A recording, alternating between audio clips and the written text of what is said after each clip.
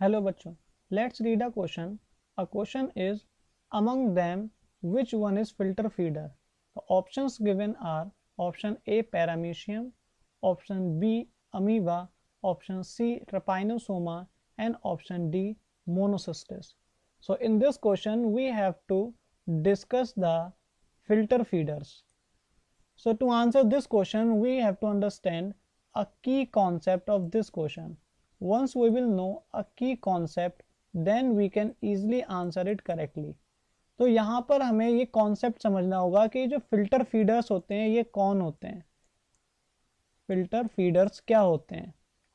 Once we will know about the filter feeders, then we can easily answer that के either paramecium is a filter feeder और amoeba और trypanosoma और monocystis. सो filter feeders क्या हैं, ये एक सब ग्रुप है एनिमल्स का या ऑर्गेनिजम्स बोल सकते हैं. सो इट इज अ सब group of organisms that feeds by straining the suspended particles present in water. It means जब फिल्टर फीडर्स किसी भी खाने की तरफ मूव होते हैं तो वो क्या करते हैं, उस पानी से अपने फूड मटेरियल को फिल्टर करते हैं, अपने फूड को फिल्टर करेंगे. Once they will filter the food material, then they will easily swallow it.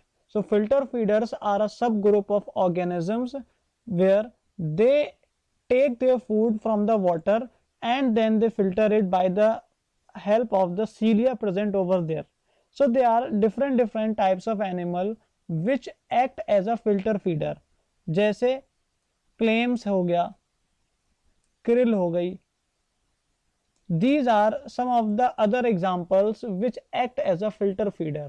लेकिन अगर हम इन ऑप्शंस की बात करें तो पैरामीशियम, अमीबा, ट्रपाइनोसोमा और मोनोसिस्टिस, इन चारों में से कौन सा ऑर्गेनिज्म फिल्टर फीडर की तरह एक्ट करता है.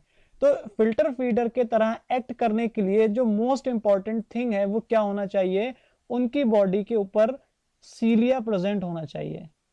अगर उनकी बॉडी के ऊपर सीलिया प्रेजेंट है तब जाकर के वो फिल्टर फीडर की तरह एक्ट करते हैं. क्योंकि जो सीलिया होती है ये क्या करती है, फूड मटेरियल को आगे पीछे ऑसिलेट करती है, जिसकी वजह से क्या होता है, वो जो मटेरियल है वो आसानी से फिल्टर आउट हो जाता है और जो उसका एक अप्रोप्रिएट साइज होता है फूड का, वो उसी को आगे प्रोसीड करती है और उसको खा जाती है. सो अगर हम इन चारों ऑर्गेनिजम्स के अंदर देखें तो सीलिया जो है, ये सीलिया सिर्फ और सिर्फ किसके अंदर प्रेजेंट होता है, पैरामीशियम में प्रेजेंट होता है. क्योंकि अमीबा के अंदर भी सीलिया प्रेजेंट नहीं होता, ना ही ट्रपाइनोसोमा में और ना ही मोनोसिस्टिस के अंदर. अगर हम पैरामीशियम की बात करें तो पैरामीशियम की जो पूरी बॉडी होती है वो सीलिया से कवर्ड होती है और ये सीलिया जो होते हैं वो रिदमिक फैशंस के अंदर बीट करते हैं. सो दे बीट रिदमिकली, और जब वो रिदमिकली बीट करेंगे तब जाकर के उनकी बॉडी के करीब में जो फूड मटेरियल होगा it will propel backward and will be swallowed by it.